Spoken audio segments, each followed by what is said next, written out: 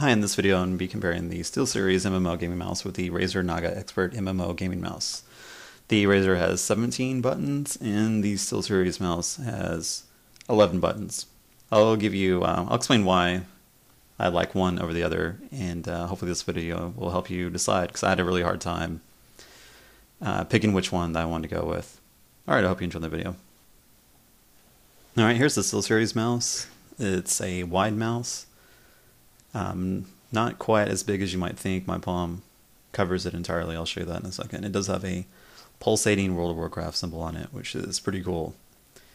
If you want that on your desk, you got something to consider. This is very in-your-face, fantasy-style World of Warcraft geeky mouse. Something to consider. I thought this mouse would be bigger, but you can see I just covered it up completely. Pretty easily with my hand. I have the average size hand. So on the side we've got 4 buttons. One that's kind of a click down and then click up. And then one that's in the front and right there and in the back. I would prefer this layout to be more of a cross, like a D-pad configuration, be more intuitive. While I was playing, it's kind of weird to move my thumb from the down up to the forward or back button. You have a button behind the scroll wheel right there. And then you have these weird thin buttons on each side of the scroll wheel. These are not as easy to use as I thought they were going to be while you're playing. And on the side it has a mouse for your pinky. A button for your pinky, which is not so great to use. That's really inconvenient. I don't think I could use that while I was actually playing the game. Maybe if I got used to it, but I don't think so. I didn't like the placement of that. Alright, next I'll show you the program and the interface on how to configure your mouse.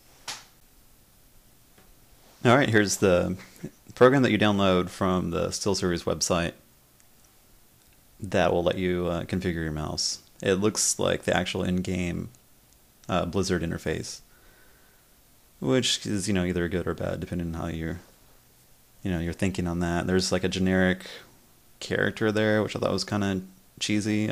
Maybe there's some way to sync your account to show your character. That would be cool. I'm not sure. I'm just going to be straightforward with you. Like opening this program and trying to use it without doing any research was not very intuitive. Like those menus that pop up on the side and the bottom, I didn't like that at all. And the way you configure the mouse was really strange. You click on a button and then you can assign it to an ability from it's like the in-game key binding menu. I guess this could be cool if you want to do it outside of the game and you don't want to use add-ons in the game. I use Bartender, which makes everything really easy. You can use Bartender on this mouse too. You don't have to use this program. When you go in the game, you actually go to the settings and there's an option under mouse to recognize the official WoW gaming mouse, and then you can use Bartender to easily bind the keys on it. It'll recognize all the extra keys on the mouse. But I really didn't like this interface on this. It has 10 profiles, which is cool, but I don't know, not so great. Alright, next I'll show you the Razer mouse. Okay, here's the Razer Naga Expert MMO Gaming Mouse. 17 buttons. You can see on the side you got your 1 through 12. It's 4 rows of 3 buttons. Very straightforward. I like that. I will say they are kind of hard to press. Having to adjust to that to really hold on to that mouse, really grip the mouse hard and press down on those buttons. Also, it's just not like other gaming mice I've used where the buttons are bigger and there's less of them. This is going to take some time getting used to it. You can actually change the side there to different panels. I have it on a palm grip right now, so you can cover the whole thing, palm it, which I don't think is necessarily the one I'll stick with.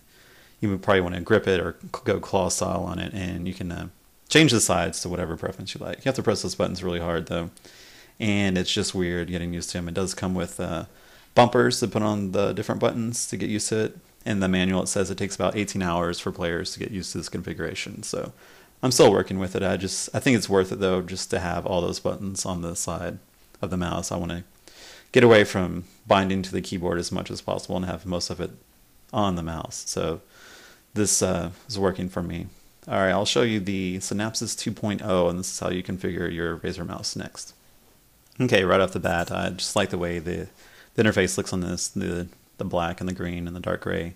Looks cool. You have your sensitivity settings. You can adjust. There's a lot of settings there you can adjust.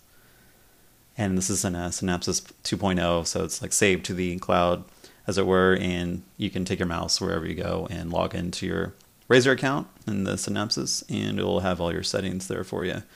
You can turn the pulsating light on and off.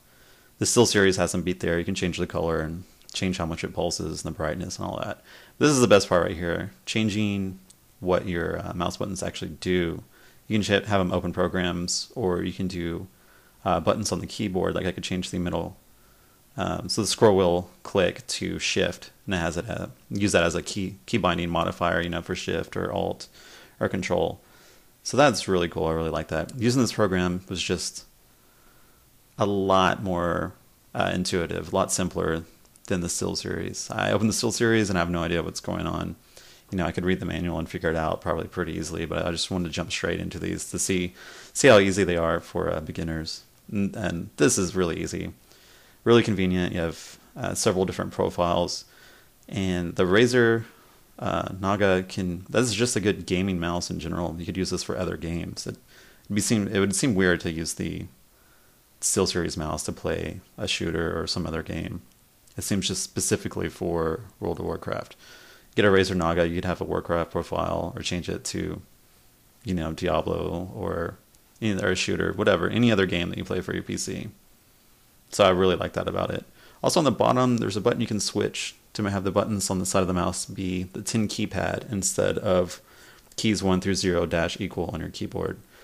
This is great for key binding with Bartender. If you still want to key bind with your keyboard and your mouse, you just have a ton of options. It's really easy to switch back and forth. It's underneath the mouse, just flip out the switch. So overall, the Razer interface wins. And next I'll have a conclusion and tell you which mouse I ended up going with. Alright, the verdict is the Razer Naga. The button layout is more straightforward, and there's more buttons that are easier to use. The Steelseries button layout is kind of clunky, and some of the buttons aren't really easy to get to. Also, it just seems like a one-dimensional mouse, whereas the Razer Naga can be used for all your games. I hope this video helped, and I will talk to you next time.